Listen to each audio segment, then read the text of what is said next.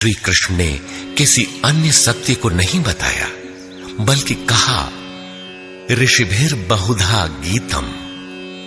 ऋषियों ने अनेकों बार जिसका गायन किया है वही कहने जा रहा हूं। उन्होंने यह नहीं कहा कि उस ज्ञान को केवल मैं ही जानता हूं या मैं ही बताऊंगा, बल्कि कहा, किसी तत्वदर्शी के पास जाओ, निष्कपट भाव से सेवा करके उस ज्ञान को प्राप्त करो। श्री कृष्ण ने महापुरुषों द्वारा शोधित सत्य को ही उद्घाटित किया है।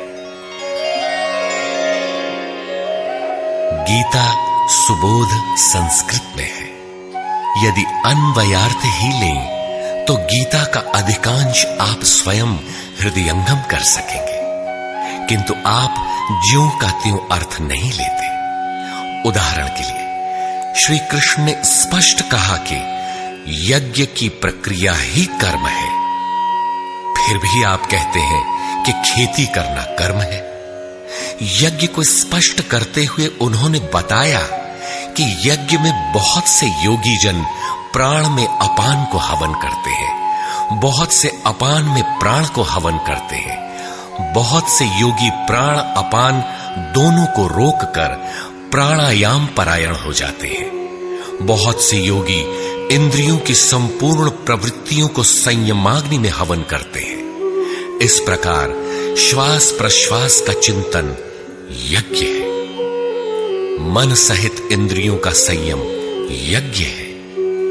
शास्त्रकार ने स्वयं यज्ञ बताया, फिर भी आप कहते हैं कि विष्णु के निमित्त स्वाहा बोलना, अग्नि में जौ तिल घी का हवन करना यज्ञ है। उन योगेश्वर ने ऐसा एक शब्द भी नहीं कहा। क्या कारण है कि आप समझ नहीं पाते? बाल की खाल निकालकर रटने पर भी क्यों वाक्य विन्यास ही आपके हाथ लगता है? आप अपने को यथार्थ जानकारी से शून्य ही क्यों पाते हैं?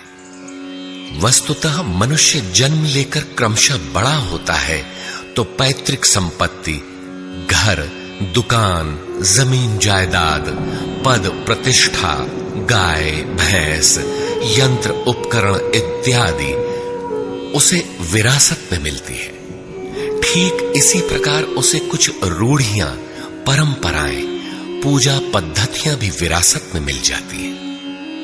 33 करोड़ देवी देवता तो भारत में बहुत पहले गिने गए थे।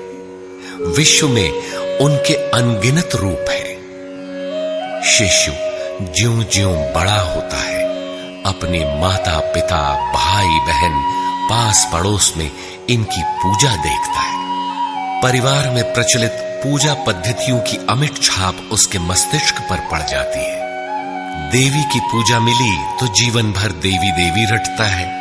परिवार में भूत पूजा मिली तो भूत भूत रटता है। कोई शिव तो कोई कृष्ण तो कोई कुछ पकड़े ही रहता है, उन्हें वो छोड़ नहीं सकता। ऐसे भ्रांत पुरुष को गीता जैसा कल्याणकारी शास्त्र मिल भी जाए तो वो उसे नहीं समझ सकता। पैतृक संपदा को कदाचित वो छोड़ भी सकता है, किंतु इन रूढ़ियों और मजहबी पचड़ों को नहीं मिटा सकता। पैतृक संपत्ति को हटाकर आप हजारों मील दूर जा सकते हैं, किंतु दिल दिमाग में अंकित ये रूढ़िगत विचार वहां भी आपका पिंड नहीं छोड़ते।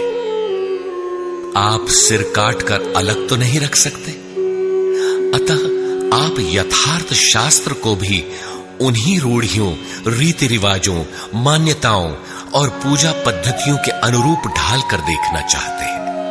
यदि उनके अनुरूप बात ढलती है, वार्ता का क्रम बैठता है, तो आप उसे सही मानते हैं, और नहीं ढलती तो गलत मानते हैं।